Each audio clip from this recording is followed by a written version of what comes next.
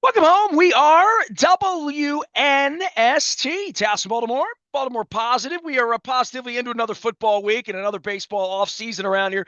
Luke will be out in Owings Mills all week. All that brought to you by our friends at Jiffy Lube Multicare, as well as Royal Farms, powering us up just like Justin Tucker with that fried chicken and coffee in the mornings. We're going to be getting back out on the Maryland Crab Cake Tour, not just this week for my birthday. We're going to be at Pizza John's in Essex celebrating my birthday, as well as Luke's birthday on Friday. We will have scratch-offs in the Maryland Lottery to give away, but we will be celebrating all season long with Maryland Crab Cake Tour. We're going to be at Nacho Mama's. We're going to be back at Pappas. We're going to be at Fadley's. We're going to be at Costas. We're going to be everywhere we go. Coco's. But for now, Pizza John's, crinkle cut fries, and some gravy. I'll tell you what, a little nip in the air. It's a little chilly out, and so many people play golf in my world, and they go out on these godforsaken, hot, awful days, or they go out in these godforsaken, cold days where they're out there goofing, wearing shorts in February, clowning around. This, to me, the leaves start to fall. My cat likes to see it. This is the time if you're going to learn golf. It's comfortable, and you don't miss any baseball doing it either. Julieta Stack is here. She is an LPGA professional. She did some things back in the day as a golfer. She now does things every day, teaching young people as well as some grown individuals like myself the great game of golf. She's part of the academy here at Pine Ridge as part of our partners at Classic 5 Golf and big doings. There's tournaments going on, all sorts of stuff, but you're working with people like me that used to hold the club like a baseball bat and teaching them how to work it like a golfer. Correct, Julieta? That's correct. Yes, we specialize really in young players and newer golfers. We teach a lot of people in the area who are coming back to the game maybe after a break. People are coming to us who have had some injuries and want to get back into it. And this is actually probably the best time of year to take your lessons and to play because you're not dealing with the heat, like you said. You're not dealing with the bugs. So we do a fair amount of business this time of the year. And I just want to say one thing. I want to give props to all of our junior golfers who are going to be playing in the districts. And that's the Baltimore County Public Schools. And there are high school players. I almost look at our success in terms of how our sort of teenage players are doing by how many of them are playing on their high school teams.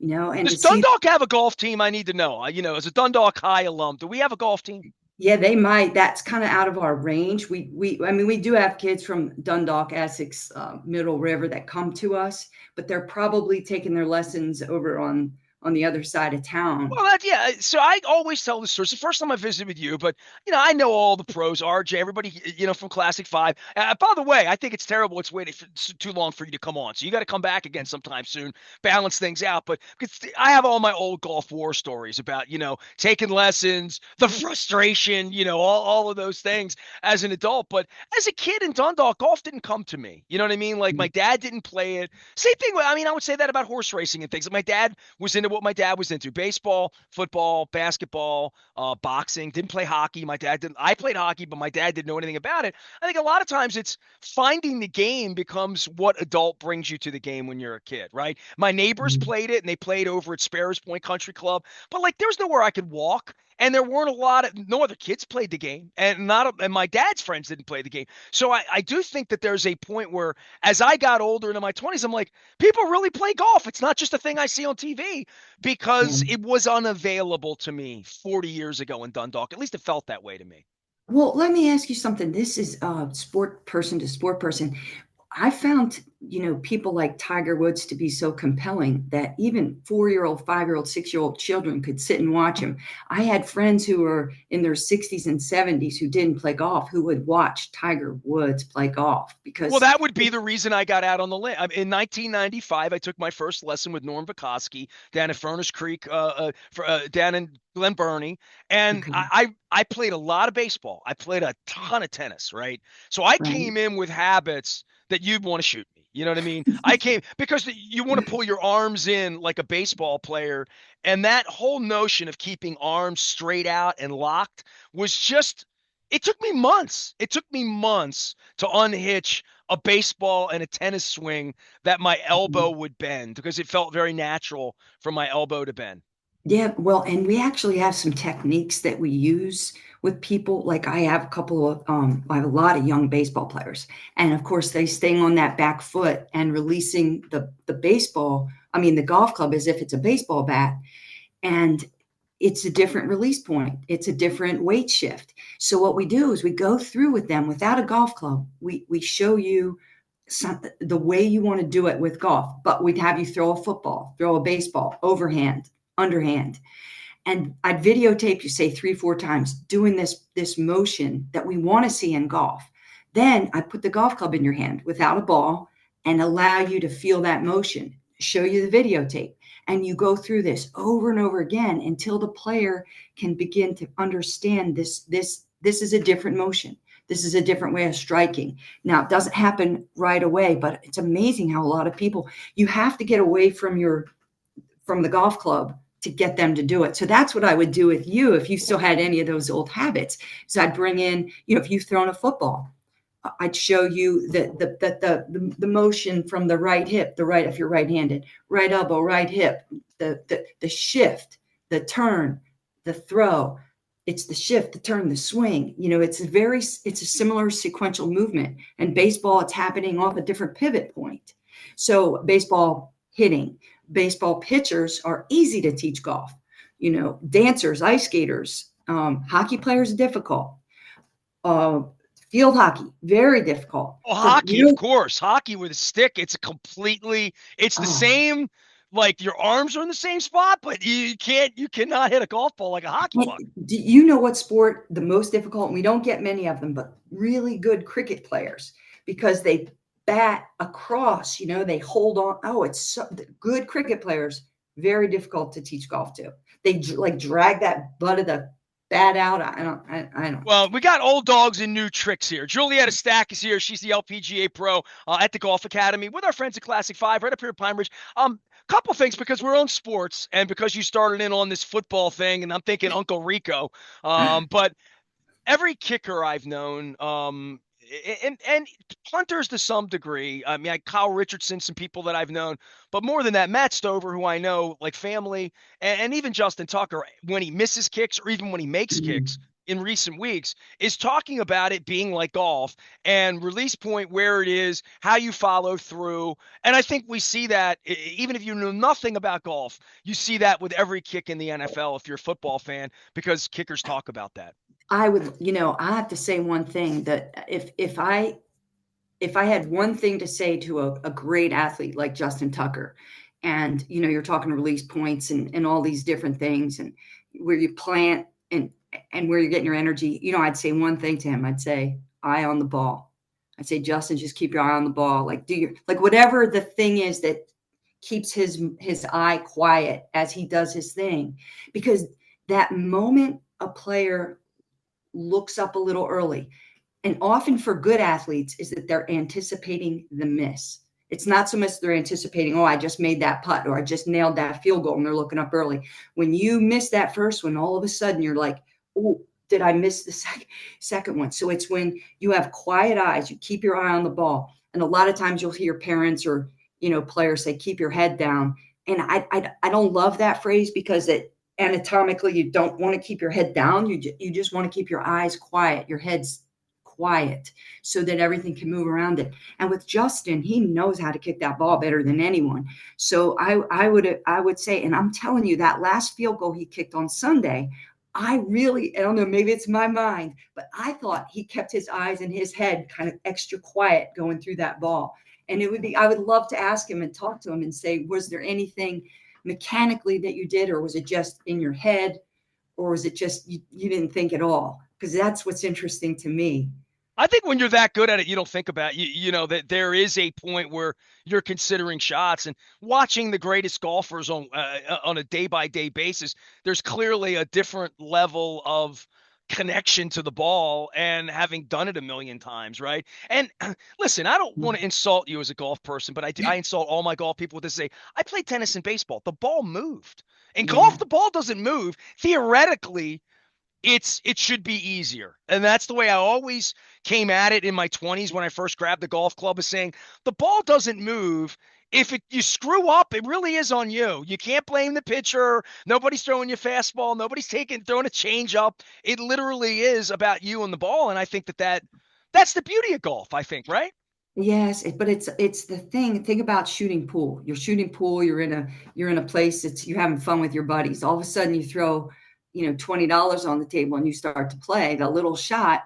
The ball's not moving, but all of a sudden, the pressure. Environment, right? You hear the trees, you hear the birds, something, Yeah, right? everything. I mean, the great Willie Mosconi used to get absolutely sick and riled up and probably had ulcers because he would get so nervous before shooting pool. I've studied a lot of the great performance athletes, dancers, singers to see, what do they do before they go out? What do they do during when they lose their nerve, when they feel sick inside? Because you have to deal with this. I had to deal with it myself, and now I'm trying to help my competitive golfers deal with those nerves and how to channel that energy, because it's actually a beautiful thing to have the adrenaline and have all the nerves, because how many times in life do you actually get to feel that?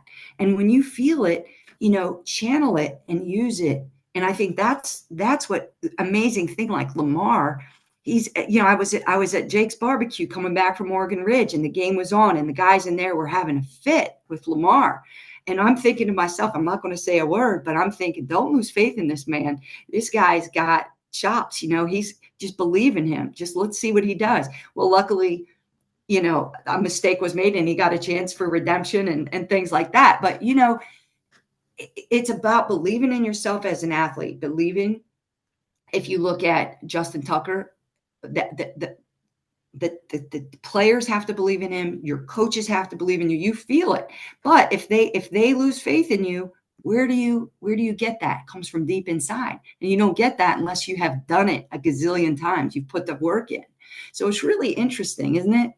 Pressure is a privilege, as they often say. Julieta Stack is an LPGA Tour, LPGA Pro. She can get you on the tour and get your kids on the tour. And tell everybody about Pine Ridge, because I think it's special. I was up there when the first top tracers came in, and the day I was up there, John Maroon had brought me up, and I was up. Just there were reporters there. It was like a new thing, technology and stuff.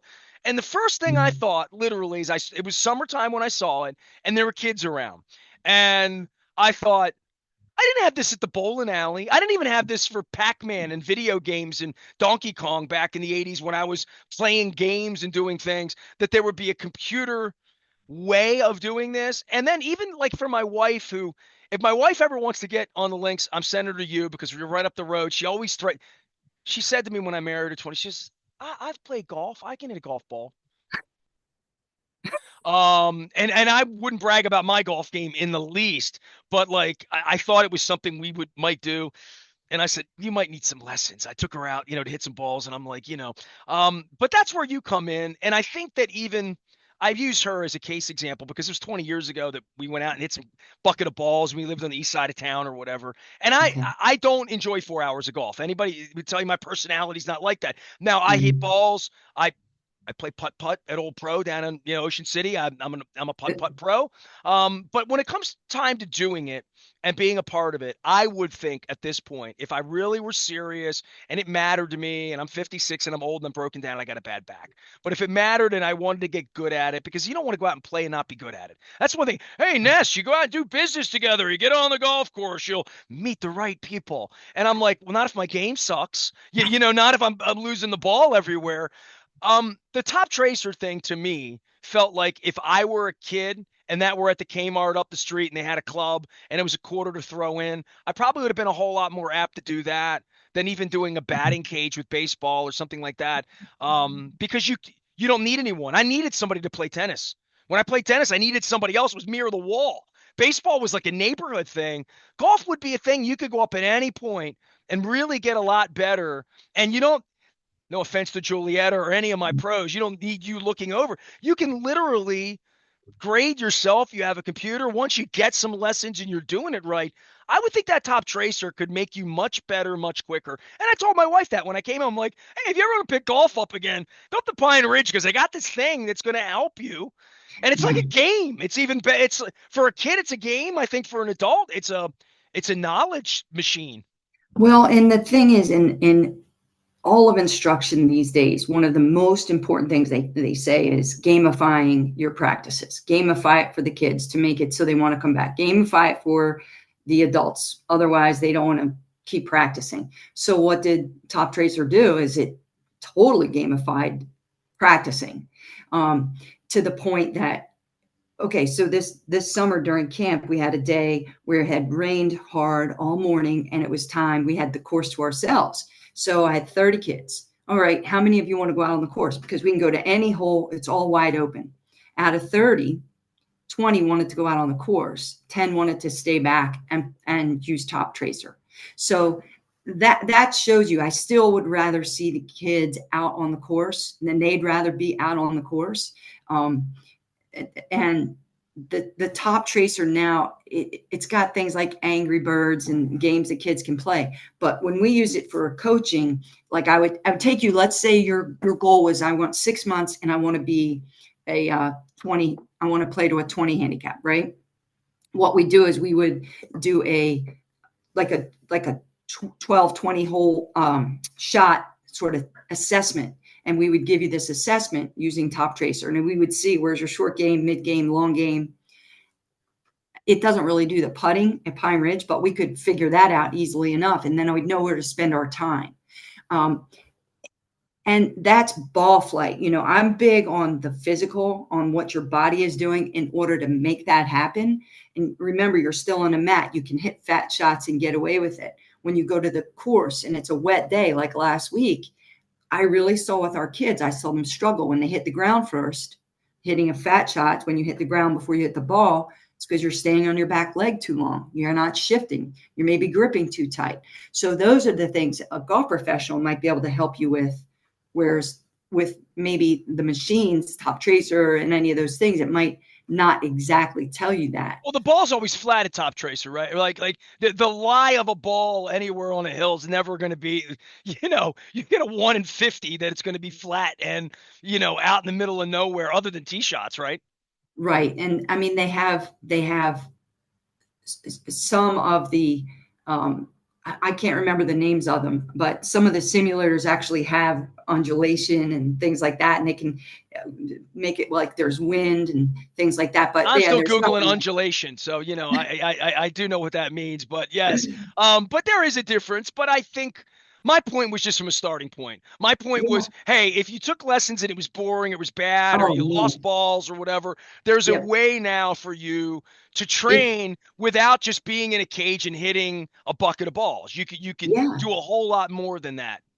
And it's great because it does make you want to go out there with someone else and say, hey, let's play, let's have a little competition, let's go do this or that. Hey, what how far did we had a long drive competition this summer and it was terrific to see the kids and the parents. And you had parameters. You have to hit it straight, you can't just hit it far. But man, could some of those guys mash the ball. I think 330 or something like that won it.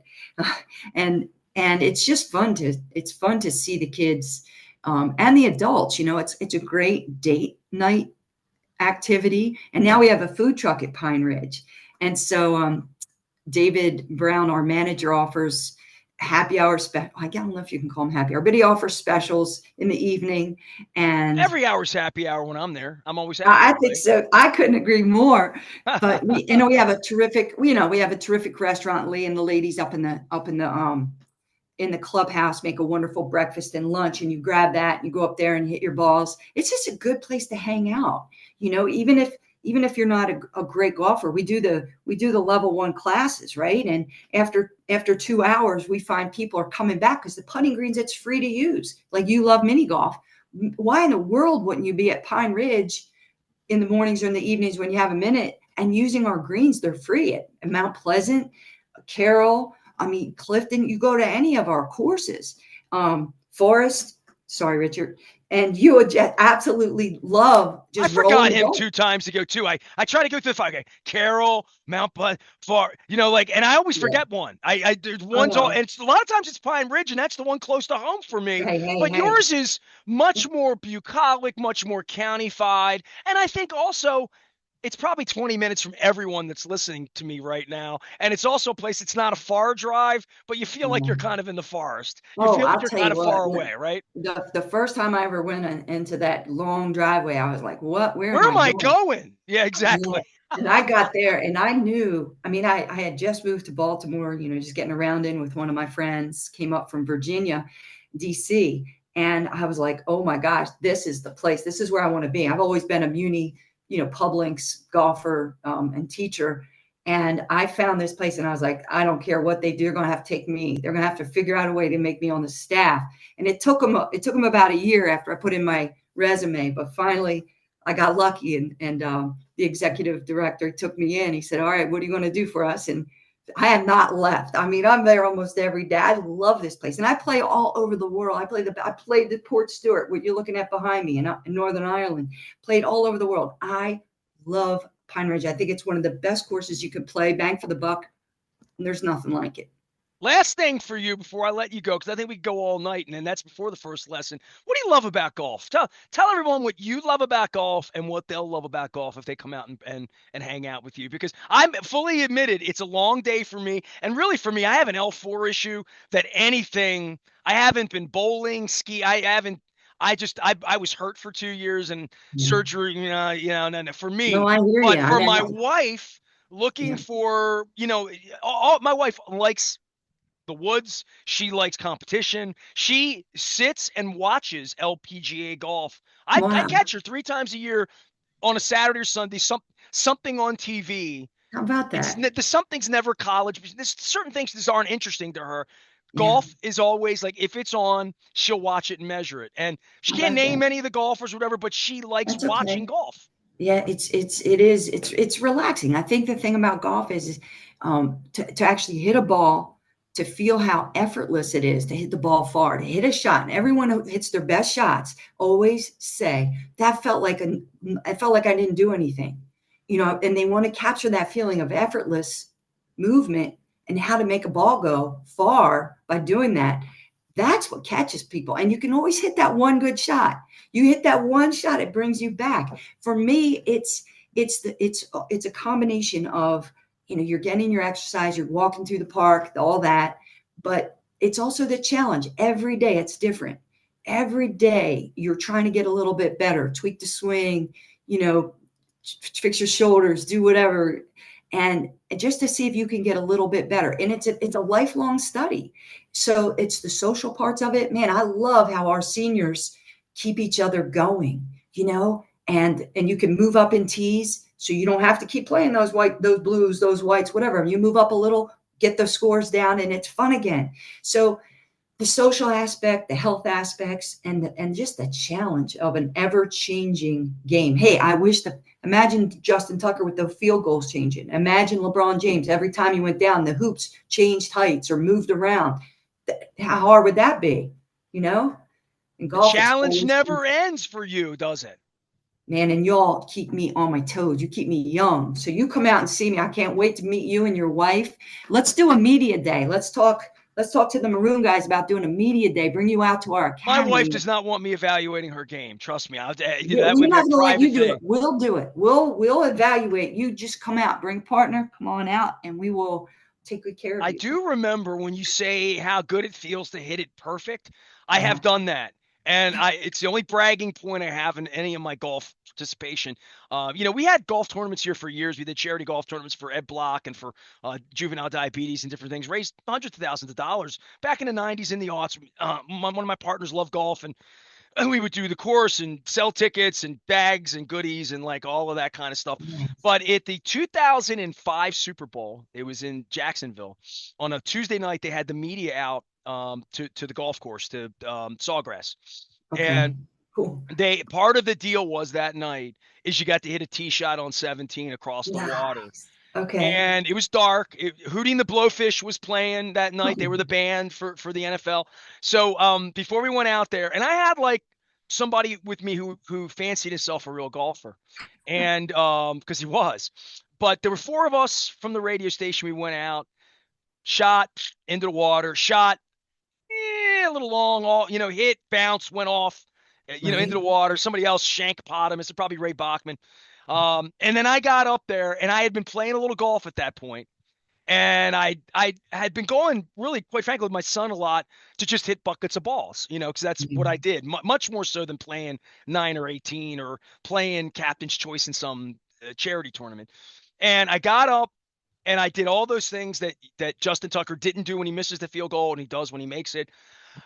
Got to breathe in, made sure I had the right 3 wood, whatever I was hitting, and boom, up, up. It was the perfect shot. It came like 6 feet from the cup. Like people were cheering. It was Wow. out. It was, and there's no video of it, but the witnesses, well, 2 of the 3 still like me.